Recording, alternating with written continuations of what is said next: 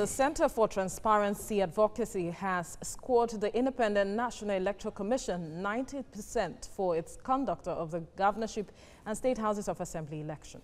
He says the commission's efforts are commendable. Moyo Thomas reports on that. The Center for Transparency Advocacy deployed 1,000 domestic observers to the states for monitoring of the governorship and state houses of assembly election. Reports received from the field observers indicate the Independent National Electoral Commission was better coordinated this time around. Time and arrival of INEC officials and materials. Reports from field observers from across the country indicate early arrival of INEC officials and materials. Accreditation and voting started simultaneously between 8 a.m. and 8:30 a.m. in many polling units.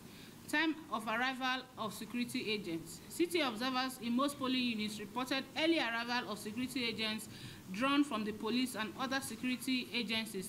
Voter turnout.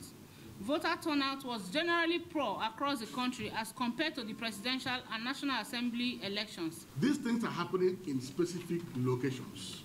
And the military has intelligence, the police have intelligence, and I think it is possible for them to do a forensic analysis of the videos of these incidents. But the group is concerned about the pockets of violence during the governorship election. Moyo Thomas, TVC News, Abuja. Well, joining me now is a Southwest Zonal Coordinator, Transition Monitoring Group, Suleiman Arigbagu. Thank you for joining us on TVC Breakfast. Now, domestic observers have rated the conduct of the elections 90%. Do you share the same sentiment? Yes, in terms of INEC processes, they have actually improved compared to the presidential election. So, yes, we will score INEC well. Their conduct, in terms of arrival, most places, they arrived early enough.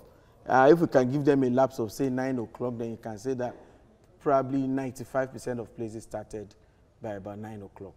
And there are places, quite many places that started at 8 or 8:15 thereabout compared to the last time. So that's an improvement, and things went on seamlessly. In terms of logistics? In terms of logistics, yes. So the pockets of places where we got to and INEC officials didn't get there on time is because, okay, these people were there, but vehicles to move them, it wasn't sufficient. So there's just a little problem. And the places where this happened is quite few compared to what we saw in the previous election. And would you say that the amount that was given for the budget for INEC is justifiable from all you have seen? My problem with government agencies is that when you ask them about money, they tell you they are okay, even if you are sympathizing on their behalf. So we've heard the INEC chairman come on air several times to say, we are okay, we are not complaining. So I cannot use paracetamol for their headache.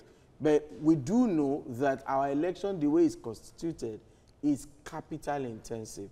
And our aspiration as a country should be that we get to that stage in our national life that we wouldn't need an INEC. Rather, what we will need are strengthened, credible state-level electoral bodies that will conduct all sort of elections that will happen within their territory. When you look at the way Nigeria is that achievable?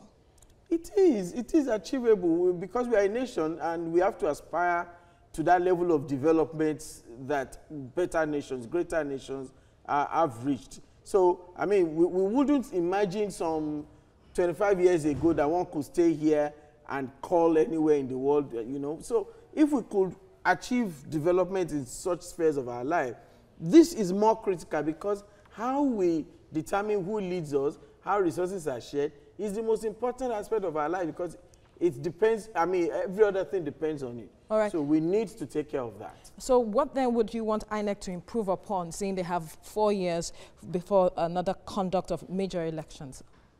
So the first assignment before INEC now is to conclude the election in those places where they have suspended elections. The second after to that is that we need a national audit of these 2019 general elections. What happened? How did we become a laughingstock? Why did we? You when would you say observe, laughingstock, how do you mean? Yes, indeed. You would observe that during the governorship and House of Assembly elections, you didn't see as many international observers as we saw.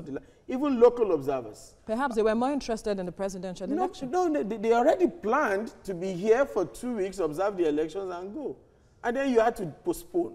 So the moment you did that, you disrupted everything for everybody, especially doing it at such a time that already we could say at the commencement of polls. It was close to commencement of polls. So it's quite disruptive. So how did we get to such a pass? We need to know the things that went wrong in this election, the logistics flop, what happened. So we need a huge national audit of this process. When we have that, then that will then determine how we move forward. And one of the things I have been canvassing is that INEC, as presently constituted, in its operation, must decentralize. All right. Sulaiman Arigbagbu, thank you for your time on TVC Breakfast. Most welcome.